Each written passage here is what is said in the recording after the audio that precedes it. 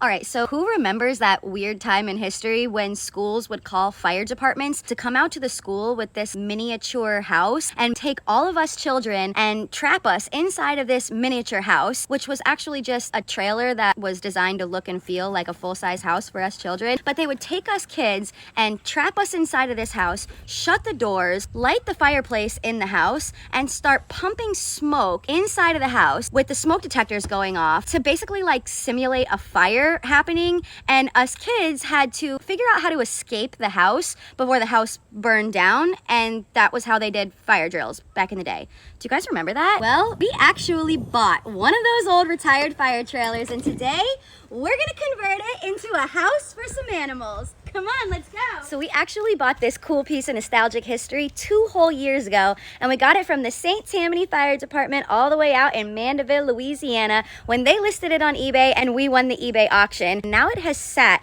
for the past 2 years in the back corner of the property, just waiting for today. The day that we are finally converting this fire trailer into animals housing. So let me give you the tour and let's get to it. So the reason why this project has sat for 2 years is because originally we bought this with the intention to convert it into goat housing, but we ended up building a big beautiful goat barn instead. Honestly, after really checking this little house out, it would have been such a pain to keep clean for goats. We would have had to fully gut this and rework this, but also, as you can see, you have to actually crouch down to be able to walk through the halls of this thing because it's, you know, meant for kids. So since we weren't using this for goats, we actually debated just reselling it because we really didn't have any other small animals that this would make sense for housing for. That is until the hurricane came and took my house. And I've had to move into a little small trailer, and since we're in a really tiny space now, we've started having problems with the cats and the dogs. And since I don't want any more cat and dog fights, now I'm having to rush to come up with alternative housing for the cats. And that's when it dawned on me, this fire safety trailer would make a perfect cat house, because to a cat, this is just a regular size house. And the cats wouldn't make as big of a mess as the goats would make. It would literally be a full-size house for cats. A kitty cave. A cat condo. I mean, it's literally perfect. So now the cats can still have a whole house. So let's get everything cleaned up and kitty-proofed and turn this fire safety trailer into the cutest cat condo ever. So the first thing that I want to do is convert this technical room into a litter box room so that the litter can be hidden in its own separate room, and it also will work as a great storage room as well. So this is the room that holds the fog machine and has all of the PVC pipes that push the fog smoke throughout the entire building all at once, which is honestly so crazy if you think about it. Here's some little relics that will help you date this trailer so you can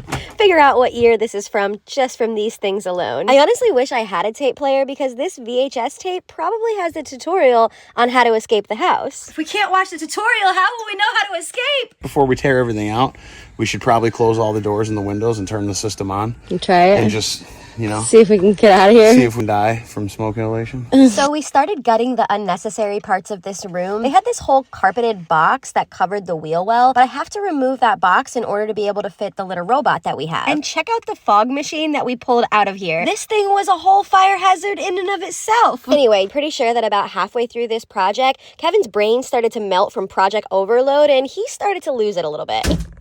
Ah!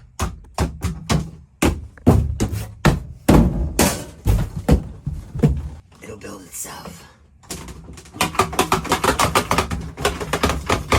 It's kind of like a screw doll in there, and it's got 1980s screws in it, and I don't have a 1980s bit. I've only got a 2020 bit, so like I can't get the screws out of the hose, and I can't get the hose off of the wall because I don't have the correct bit. Got to get like a Macintosh computer, babe, so I can get the 1980 bit and then I could take the pipe off of the wall. Otherwise, I think I'm going to have to leave it. Here it is, folks. The new floor of the cat litter room. Gonna put it down. And we're going to just make a wall to cover all this stuff so the cats can't get in there and play with all that stuff. 8.5 inches. 13. This is the wood piece that we need to cut out. Fit right in here. So we put a rubber mat down on the floor so that if the litter spills out onto the floor, it won't spill out on the carpet that's in the house. And then this way it'll be easy to keep the litter room nice and clean. And then Kevin cut a sheet of white panel board to make a wall to block all the switches and wires and things that we didn't want the cats to get into. And then of course we had to cut a little kitty door so that we can keep the litter room closed, but the cats can still get in and out of it. And then we just cut some wood to reframe the doors to make them even stronger because, I mean, it is a trailer and not an actual house. So I want to make sure that the doors are nice and secure. And then while Kevin is doing that, I'm just deep cleaning this entire thing. I found so many fire safety brochures, fire safety tools, smoke detectors, old landline phones, and all sorts of random stuff that I had to clean up. And the stove and the oven don't actually work. They're just for show, but for some reason they had oven mitts here. Maybe it was to make it feel more legitimate for the kids or something. I don't know. But for some reason, I want to keep these oven mitts and use them as decor in the house. And then I'm just taking the blinds down so that I don't have to worry about the cats messing with them. And after all of that was done, it was time for the most important thing. So I got the most important part here. We got the AC unit to keep the cats cool. AC. We're going to put it in the window in the back. So let's go do it. Instructions. I don't need this. I have a box of this stuff. I probably don't need this either. I think you might need it. I don't know what this goes to. Maybe the instructions will tell you.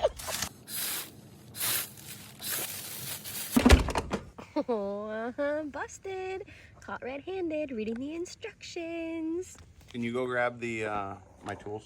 Busted reading the directions. Well, I got to see how the piece snaps together, you know what I mean? It's in Chinese. So tell me why we didn't start by doing the AC first. We really messed up on that one because we literally sweat through this whole entire project. And with just 30 seconds of this AC running, it's cooling off the entire upstairs and downstairs. And then we just hid all the cords in the understairs storage. This way the cats can't get to it. Why don't we just move in here? We could move in here, you know.